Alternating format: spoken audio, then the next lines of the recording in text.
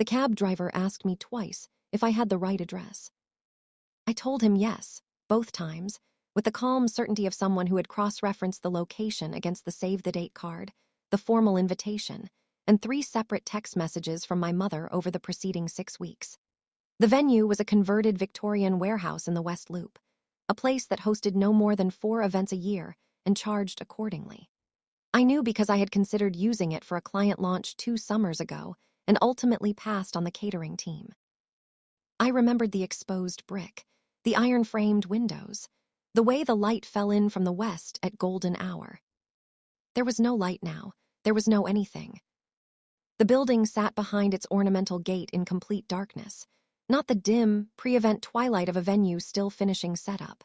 Not a single amber sconce, not a parking attendant, not the low bass of a sound check bleeding through the walls. The gate was padlocked.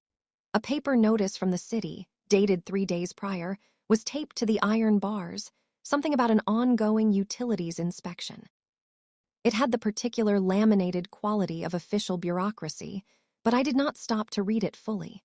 I was already pressing redial. My mother, straight to voicemail. My father, 1 ring, then voicemail. My brother Michael, 1 ring, voicemail. His recorded voice, cheerful, unbothered, asked me to leave a message after the tone. I did not leave a message. I stood on the sidewalk in a midnight blue silk suit I had ordered from a tailor in Hong Kong 4 months ago, specifically for this occasion. The suit had cost more than my first car. My carry-on, a structured leather piece I had checked through 3 layovers and reclaimed at O'Hare 40 minutes ago, sat at my feet on the pavement. Inside it, wrapped in archival tissue and secured in a monogrammed box, was a honeymoon itinerary I had spent 11 weeks assembling.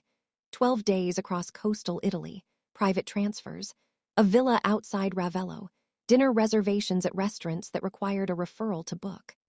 The total value sat just under $30,000. I had not disclosed this to anyone, because generosity, in my experience, performs best when it does not announce itself in advance. The cab was gone. The street was quiet. It was 6:43 in the evening, and the ceremony had been scheduled for 7. I called Aunt Mabel, 1 ring, voicemail. I tried my cousin Darren, who I had not spoken to in 8 months, but whose number I still had from a family reunion that now felt geological in its distance.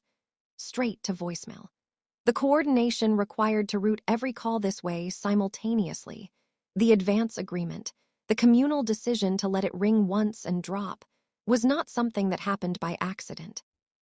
I understood this the way you understand a thing you do not yet have the language for, in the body first, and in the mind a moment later. 31 hours of travel. London to Dublin to Toronto to Chicago, the last leg booked on a separate itinerary because the direct routing had been full when I scrambled to reroute around a cancelled connection in Frankfurt. $8,540, which I had paid across 4 separate transactions because no single card needed to absorb the indignity of the full amount at once. I had rescheduled a site survey with a Qatari client, postponed a vendor negotiation in Lisbon, and asked my deputy director, Clara, to manage a rehearsal dinner in the Cotswolds that I had personally designed down to the table linen. I had done all of this without complaint, without broadcasting it to the group chat, without positioning it as sacrifice, because it was not sacrifice. It was what you did for family. I pulled out my phone and opened Instagram. I was not sure why. Some reflex, some minor self-punishment disguised as information-seeking. I scrolled without focus until a name snagged my attention. Wendy. Wendy Choi, the best friend, the one who had been in 700 photographs at the engagement party and had described herself in her toast as Michael's bonus sister. Wendy's stories loaded in sequence, the way a verdict is read aloud. Fairy lights strung between dogwood trees, a white tent against a green mountain backdrop, bridesmaids in dusty rows, laughing as they stepped out of a white van, a sign on a wooden stake that read "Welcome to the Holt-Delaney Wedding, Gatlinburg, Tennessee." The mountains behind it were blue and enormous and very, very far from Chicago. I put the phone in my pocket. I looked at the padlocked gate for a moment. Then I picked up my carry-on and walked. The anonymous message arrived while I was still walking. No name, no profile picture, just a screenshot of a group chat I had not known existed. The chat was called The Real Family. The thumbnail showed 43 members. I was not among them. The screenshot captured a thread from 11 days ago. Aunt Mabel had written the longest message. She always did, explaining that my energy had been a source of tension for years, that my success made people feel judged without meaning to, and that Michael's wedding was a sacred day that deserved to be protected. My mother had responded with a pink heart. My father had written, "You're right, Mabel. Let's just make it clean." Michael had written last, and his message was the shortest. If she really cares, she can just send a gift from the airport and go back to her sheep. I read it twice. The phrase "go back to her sheep" was a reference to my living in the English countryside, a detail that, in Mabel's orbit, had been repackaged as pretension rather than practical real estate. Michael had grown up hearing Mabel frame my life as a performance, and he had clearly decided, at some point, that this framing was more convenient than the alternative. I put the phone away again. There is a particular species of grief that does not announce itself with tears or heat. It arrives quietly, the way a structural crack forms, invisible for a long time, and then suddenly load-bearing.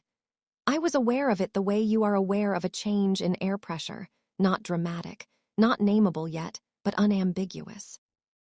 I kept walking until I found a diner. It was not remarkable in any way, which was precisely what I needed. A chrome-trimmed counter that had last been fashionable in 1987. Vinyl booths the color of old mustard.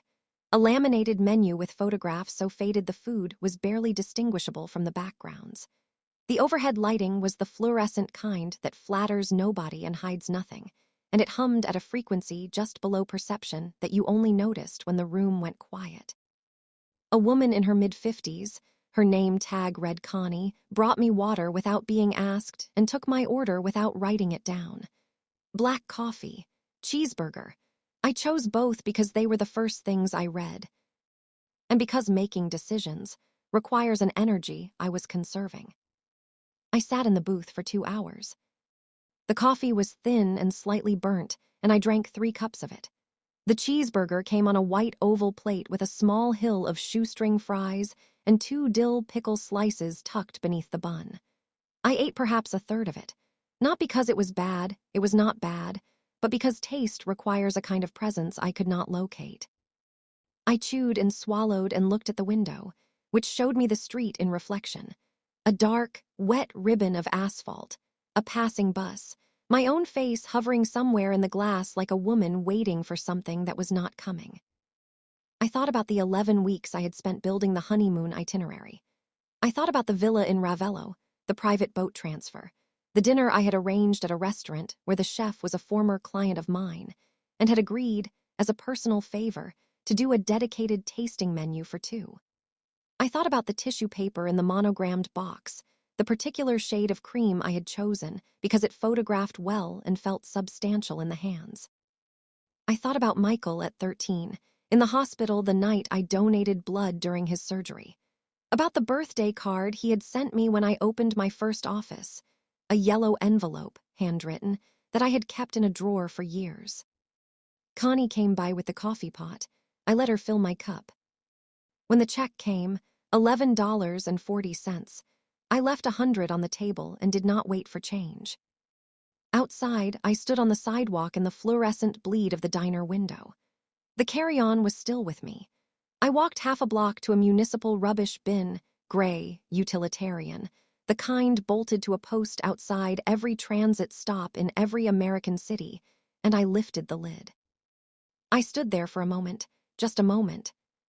Then I placed the monogrammed box inside, set it carefully on top of the other rubbish so it would not crush, and lowered the lid. I did not watch myself do it. I was already looking at the road. The drive to Bergen County took 45 minutes in light traffic. My grandfather's assisted living facility was set back from a residential street in a neighborhood of old maples and wide lawns, the kind of place that announced its quality through understatement rather than signage. I had been here 4 times in the past 2 years. I knew which door the night staff left propped, and I knew that Grandpa Arthur's room was on the second floor, east wing, with a window that faced a small garden he could no longer walk in but liked to look at. He was awake. He was always awake when I came, which I had long suspected was not coincidence.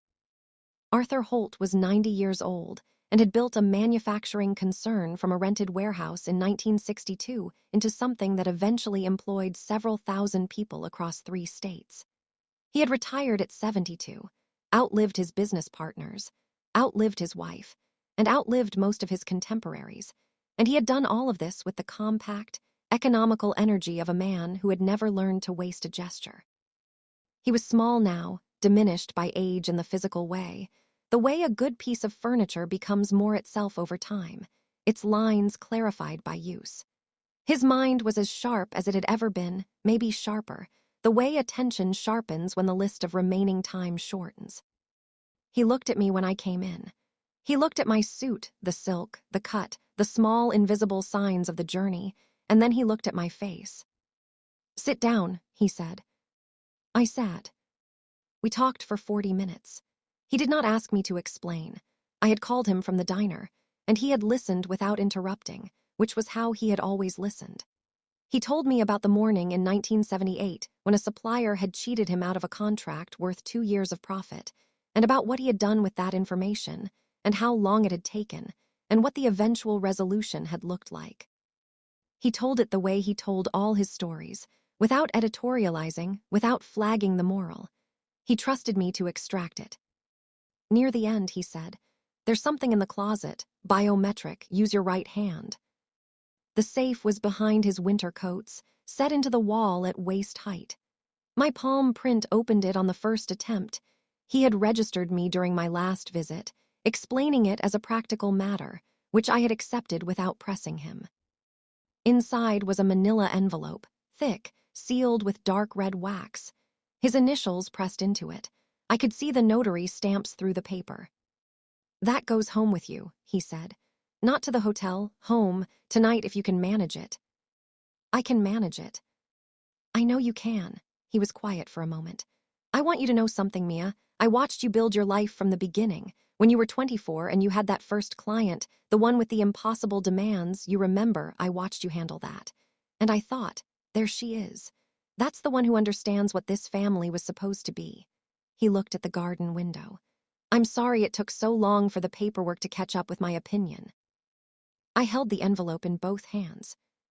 "Get some sleep," he said, "and eat something real before you fly." I kissed his forehead. His skin was very dry and very warm, the way very old skin is, as though it has become its own climate. I stood in the doorway for a moment before I left. He raised one hand just slightly, a small wave, the kind that means I know, go on. I was on a flight home by 9 the following morning. I did not send anyone a message. I did not post on social media.